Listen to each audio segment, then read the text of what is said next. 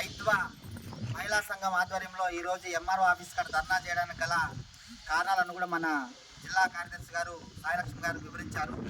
అయితే రేణుగుంట మండలంలో అనేక ప్రాంతాల్లో ఈ అధిక వడ్డీ ఇస్తున్నటువంటి మాఫియా ఏదైతే ఉందో ఆ మాఫియా విచ్చలవిడిగా పెట్టలేకపోతుంది.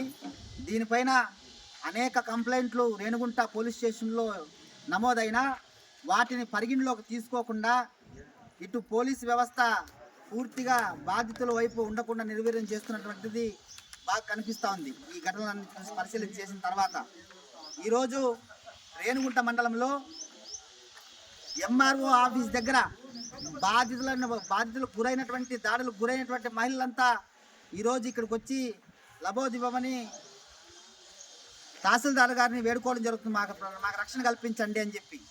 ఈ పరిస్థితికి వచ్చిందంటే మన రేణుగుంటలో ఈ వడ్డీ మాఫియా ఎంత చెలరేగిపోతుందో మనకందరూ కూడా బాగా అర్థమవుతుంది. ఇప్పుడు మన వాళ్ళ బాధితులందరూ చెప్పినట్టుగా రేణుగుంట మండలంలో మొన్న పాంచాలి నగరు, అదేవిధంగా తారకరామ నగరు, అదేవిధంగా సుందరాయి కాలనీ, ఇవి వెలుగులోకి వచ్చినటువంటి ఘటనలు. ఇంకా వెలుగులోకి రాని ఘటనలు అనేక ప్రాంతాల్లో చాలా ఉన్నాయి. ప్రాణాలు పోగొట్టుకున్నటువంటి బాధితులు ఉన్నారు. అలాగే అదేవిధంగా ఆస్తులు పోగొట్టుకున్నటువంటి బాధితులు ఉన్నారు. ఇదంతా కూడా కేవలం ఒక వడ్డీ వ్యాపారుల మాఫియా చేతుల్లోనే మహిళలకు ఇబ్బందులకు గురవుతున్నారు. వారిపైన దాడులు జరుగుతున్నాయి.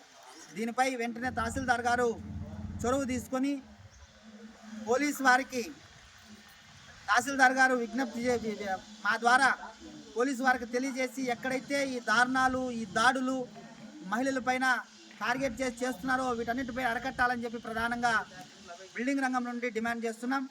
ఈ మధ్యకాలంలో జరిగినటువంటి ఘటనలు చూస్తే మన ఒక 6 మాసాలకు ముందు లోకేశ్వర్ రెడ్డి గారు అనేటువంటి ఒక మహిళ, ఆమె భర్త లేడు, అయితే బిడ్డను పెట్టుకొని ఆమె జీవనం సాగిస్తుంది తారకరామనగర్లో. ఆమె కుటుంబ అవసరాల కోసం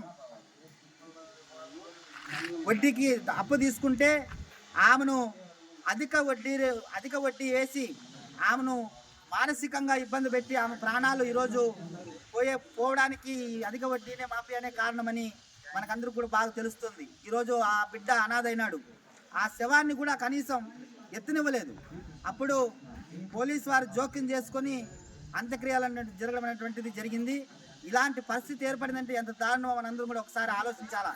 అలాగే ఈ మధ్యకాలంలో 4వ తారీఖున ఆటో కార్మికురాలు, ఆటో దోలుకొని జీవనం సాగిస్తున్నటువంటి కార్మికురాలు దీప పైన జరిగినటువంటి దాడి అది ఆషామాషి విషయం కాదు.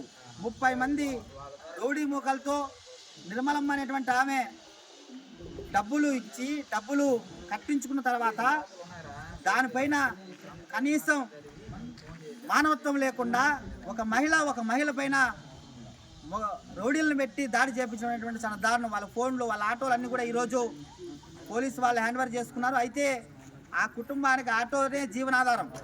ఆ ఆటోని ఇంకా ఇంతవరకు ఆ సమస్యను పరిష్కరించి ఆ ఆటోని వాళ్ళకి అప్పగించినటువంటి పరిస్థితి లేదు.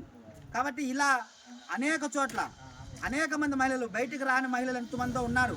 కాబట్టి వీటన్నిటిపైన ఇక్కడ రేణుగుంట మండలంలో దాదాపుగా 100 రకాల పేర్లతో వారం తండలని, వారం వడ్డీలని, రోజువారీ చీటీలు పద్ధతిలో కట్టించుకోవడం, ఇదంతా కూడా అమ్మ పిల్లల వడ్డీ అనే పేరుతో, ఈస్ట్ అనేటువంటి కార్డుల పేరుతో ఇలా అనేక రకాల పేర్లతో అనేక మంది వడ్డీ వ్యాపారానికి దిగారు. వీళ్ళపైన కట్టడి చేయాల్సినటువంటి బాధ్యత మన రేణుగుంట అధికారులకు, ప్రభుత్వ అధికారులకు, ప్రభుత్వ నాయకులకు ఉంది.